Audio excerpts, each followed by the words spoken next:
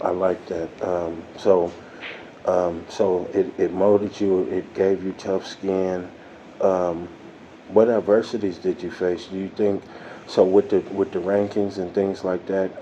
Do you think that those were things that set you back, or those were just things that you understood coming into it? Those are things that I understood. They're with the military. They live like on the same system of as everybody else, the good old boy system. And as a woman, especially a black woman, I didn't fit that mold, and I didn't fit into that group. I had men tell me that if I just dropped the black girl attitude, I'd get further.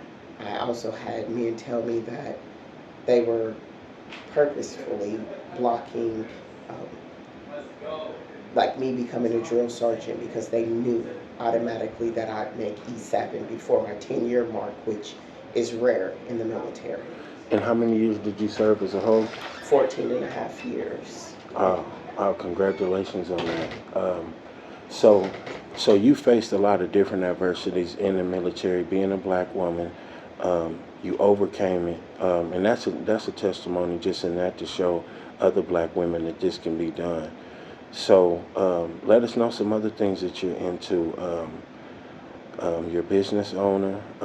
You take pride in your community and giving back to your community, and how all these things come about.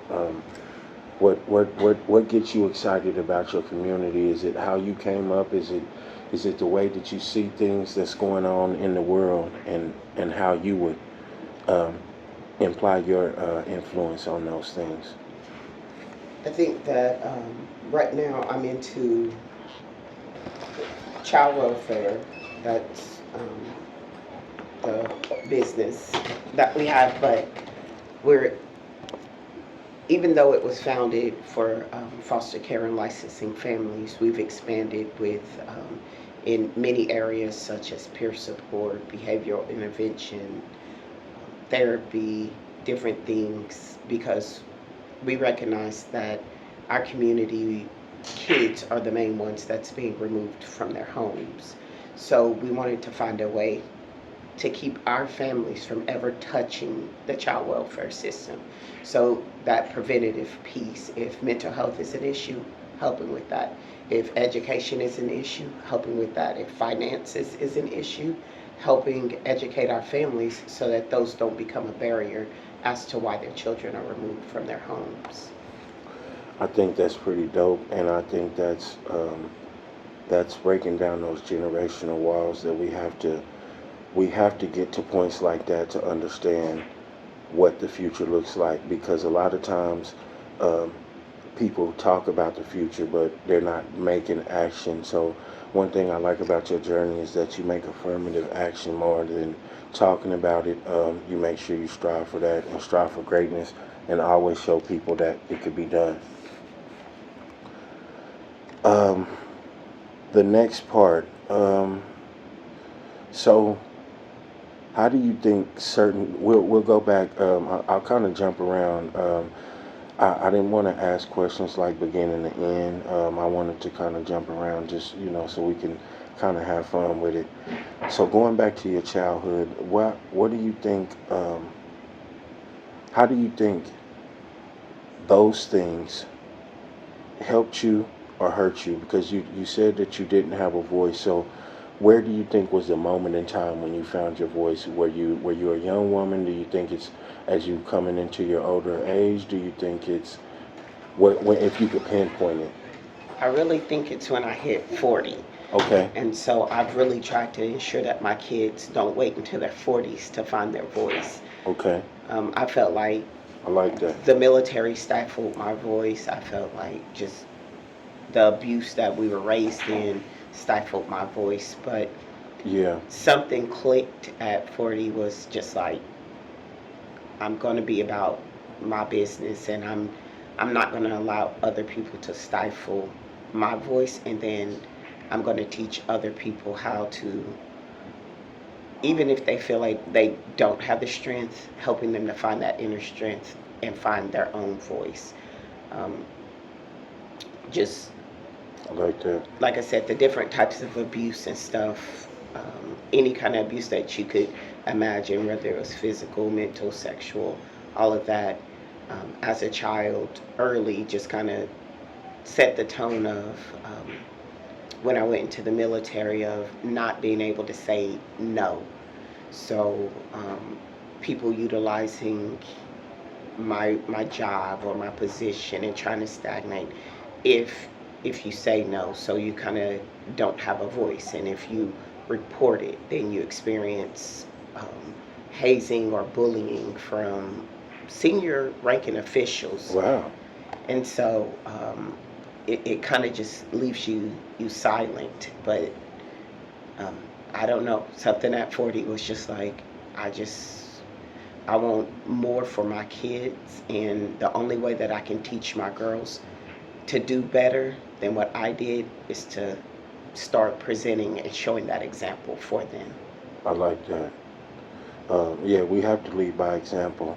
And so, within you finding your voice and just understanding that, and just becoming a powerful black woman, because it's kind of hard in society when you're in a society where you get pushed down. And this ain't just a race thing, but we know that in certain parts of the world, these issues are still occurring, and this is why we have to discuss them. Um, what do you think at this moment in time could make the world better, or what do you think keeps the world corrupt at this moment in time? For is it? Do you think it's the political things? Do you think it's money? Do you think it's poverty? Is it a collection of them all? But what is it from your perspective that you think the world either needs or the world could do without? So I think it's a collection of them all, but money is the root to all evil. Okay. I believe that the very people who have the true power and ability are taught that they are inferior, so they don't know how to embrace the power that they do have. I think Hmm. there's many.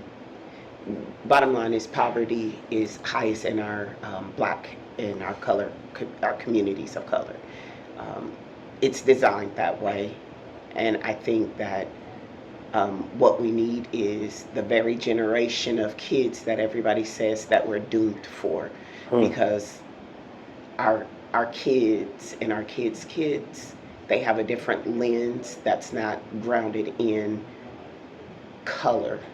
Um, they have they tend to branch out. So where I won't say that racism or discrimination just occurs in a white community. It occurs in all communities, but I'm saying that it comes from people who experience segregation and stuff. Right. And some of those people are dying off now, but the kids who were raised with parents like that, they may have it a bit deeper, but as our generations keep going on, that stuff is breaking loose, and those are the people who are standing arm in arm, whether they're black, white, brown, whatever color they are, they're standing together.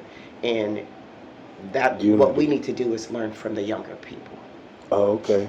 Yeah, yeah, and I think you make a good point because sometimes um, being older doesn't make you wise. Some people can be older and be in there and be all the way in their stubbornness. So learning to know when to pivot, learn to know when you may can listen to someone younger. Advice could come from many people. I mean, from kids on up. I've learned from the youngest kids to the oldest person. So I think just that comes with not being an ego. Hmm. Ego, I think ego hurts a lot of people's spirit.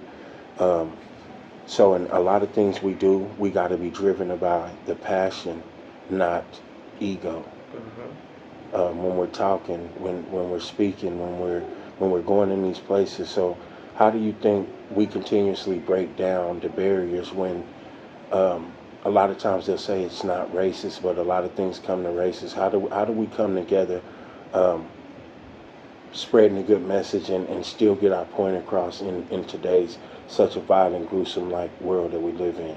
I think it's the verbiage that we use, just because all of us. and I think like for a lot of white people, they think that when you say, "Oh, that offended me," that was culturally insensitive and stuff. You're calling them a racist. Right. Doesn't mean that you're a racist. Sometimes all of us can be ignorant.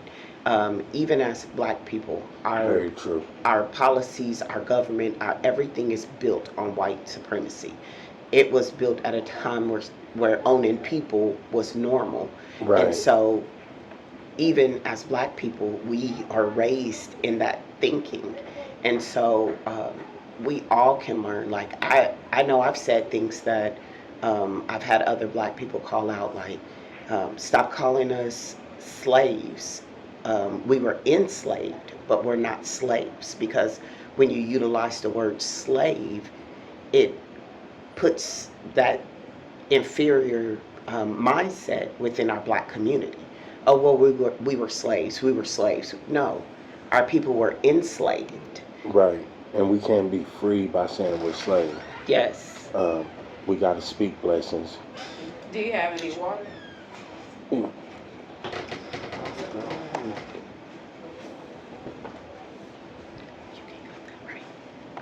Yeah. Okay. We'll be back. Give me a second.